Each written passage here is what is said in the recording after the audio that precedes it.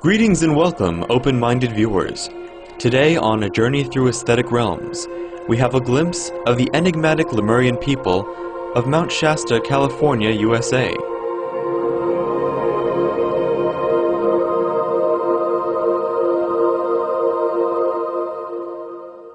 For more than a century, scientists, spiritual practitioners, and local residents have reported unique sightings and encounters with beings in and around Mount Shasta. These all relate to a race of highly advanced beings said to live deep inside volcanic chambers within the sacred mountain.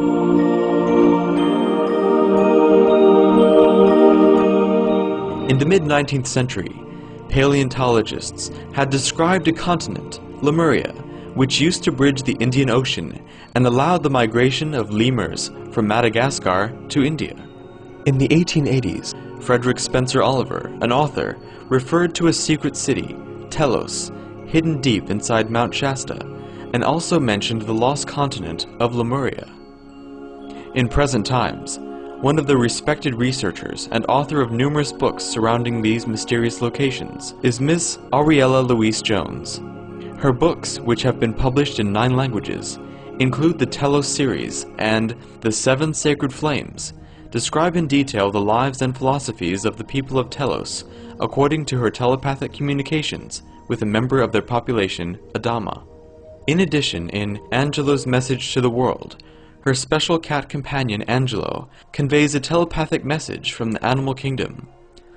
Our correspondent visited Mount Shasta, where Miss Aurelia Louise Jones spoke on this subject.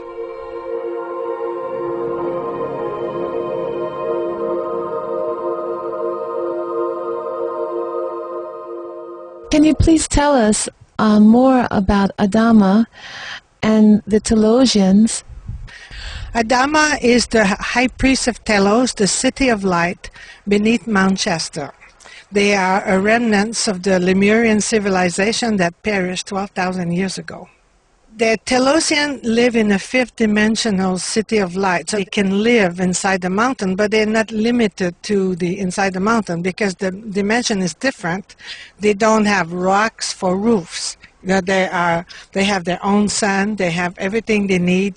They live in an absolute situation of paradise, divine perfection. There are 1.5 million Telosians and beneath Mount Shasta that live there from the remnants of Lemuria, and they have forged themselves the most wondrous paradise, and they are waiting for us to be ready to come out and teach us to do the same, to build our own cities of light on the surface, and to bring back the paradise that this planet once knew in the first 3 golden ages. There have also been other contacts with the Lemurian people. Guy Warren Ballard of the I Am movement discussed in his book, Unveiled Mysteries, his meeting with the Ascended Master Saint Germain on the slopes of Mount Shasta in 1930. These masters are said to have elevated to a higher dimension from which they guard and help the evolving human race. Some believe that the highly developed descendants of Lemuria still work today on behalf of these masters within the sacred mountain. Years ago, Dr. M.M. Dorial already noted his visit to the Lemurians living inside the mountain. He described the space he went to. It was about 2 miles in height, about 20 miles long, and 15 miles wide. He went on further to explain that a magnificent glowing mass of light poured down from the center of the great cavern and illuminated the space like a bright summer's day sun inside the mountain. Will you please tell us about those cities of light? Above every big cities on the planet here, there are cities of light that are invisible to us at this point. But for them, they are physical. But they are cities of light. They vibrate at a different frequency, so they're not visible to us. And they are cities that live according to divine principle, universal laws, or the Christ consciousness. So they live in a vibration of divine perfection, where everyone is happy, there's no poverty, it's a true sense, a true brotherhood of love and light. Life unfolds with ease and grace, and there is no hardship of any kind. And there's a lot of time for learning, for serving, and helping each other. In the cities of light, everyone works for the benefit of the collective, not for personal agendas. It's embracing the love of the Creator.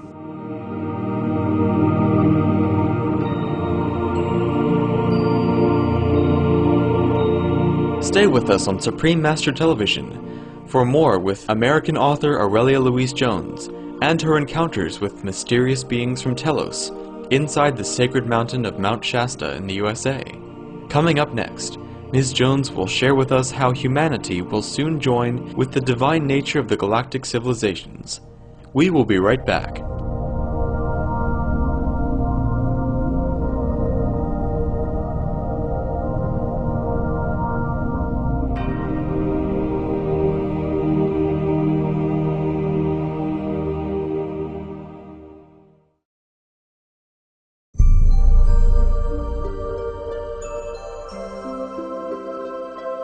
Welcome back to a journey through a set of realms, as we find out more about the city of Telos in Lemuria.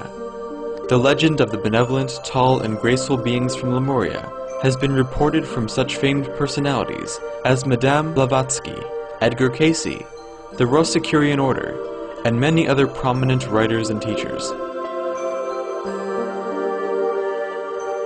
Let us now rejoin our interview with Aurelia Louise Jones as she explains that people on Earth may also live in paradise, as do the people of Telos.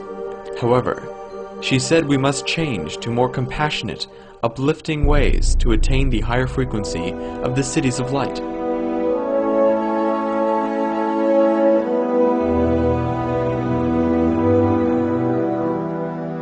All galactic and enlightened civilization live according to this divine perfection. And we long for this because we have memories of that in our soul. We experienced that in the past. The cities of light will eventually descend into our atmosphere, but only when the people that live below, humans, will match that vibration. It's not like we're all going to ascend at once. You have to have attained that level of consciousness to be able to immortalize your body and take your rank, your place among the immortals. J.C. Brown's story with the Lemurians serves as an example that people cannot be among this advanced civilization when they are not yet spiritually ready. At the beginning of the 20th century, British geologist J.C. Brown discovered an 18-kilometer-long underground tunnel full of rooms and chambers at the bottom. The walls were lined with timbered copper and hung with shields and wall pieces made of gold and inscribed with drawings and hieroglyphics. There was also evidence of people who were over 3 meters tall.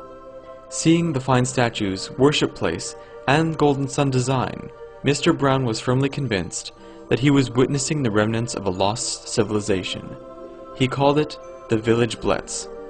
The discovery of British geologist J.C. Brown was not published until 30 years later. He made careful and in-depth readings about the lost Lemurian civilization. In 1934, he led a large group of eager scientists and journalists on an expedition to the mountain. However, when all were excitedly expecting him to reveal the location of the tunnel, Mr. Brown mysteriously disappeared the night before, and the secret tunnel remained untouched.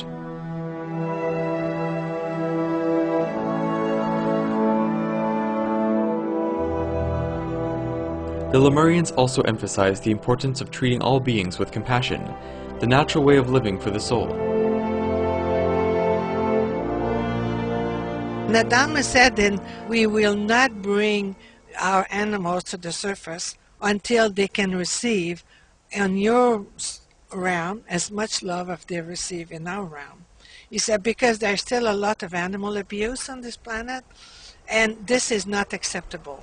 A civilization, their evolution is evaluated much by the way they treat the animals, and it doesn't say much for the civilization how people treat their animals. So Dhamma says, until all the animals that we could release in your dimension could be loved as much as they are loved in our dimension, you will not see them. The residents enjoy many benefits from the kind-hearted plant-based diet, including living in a world that flourishes with understanding and life. Telos is the biggest Noah's Ark on the planet. When they knew the continent would perish, they gathered beings of all the species that existed in Lemuria. And they're much more than what we know. So they have all kinds of beautiful animals that we have never seen yet on the surface, but they existed before. They're still in Telos. They have one level that's only animals.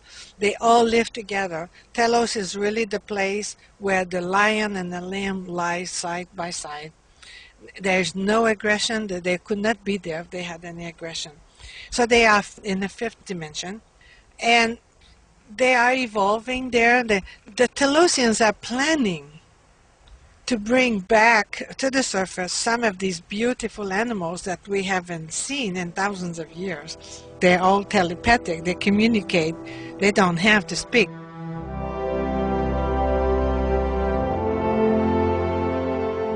Earth's suffering is a result of bad karmic habits that we have incorporated over time, such as meat consumption. Ms. Aurelia Jones suggests that the misfortunes on our Earth will be lifted once we improve our ways. Then the story of Earth will serve as a warning to other beings in the universe to be good stewards of each other and the planet. We have come here as volunteers for this great experiment of separation and duality to teach all the rest of the universe what separation can bring, and that is going to be our reward of being restored, and how you can be in ultimate separation from God, and then how the soul in its nature is love, so how we can return to love. And then, having known separation, we will be able to teach all of us about separation on this planet. And or be able to teach the future generations about the consequences of separation. American author Aurelia Jones delivers a reminder that everyone originates from God. Finding the aesthetic essence within will uplift our world so that we, like the inhabitants of Telos, may also enjoy Eden on Earth. Divinity exists into each one of us. There is no one on this planet, no matter how unenlightened they are or spiritual asleep they are all governed by divinity. And as the vibration rises, as more and more people awaken, it's like the 100 monkey effect. There will be more and more.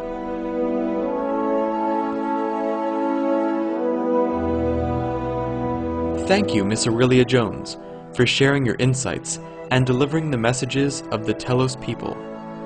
May God's grace be in all that you do as you continue to encourage others to reawaken the divinity within. To our gracious viewers, we have enjoyed your company on today's A Journey Through Aesthetic Realms. Now please stay tuned to Supreme Master Television for Vegetarianism, the Noble Way of Living, after noteworthy news. Wishing you and your loved ones many blissful days filled with heaven's blessings.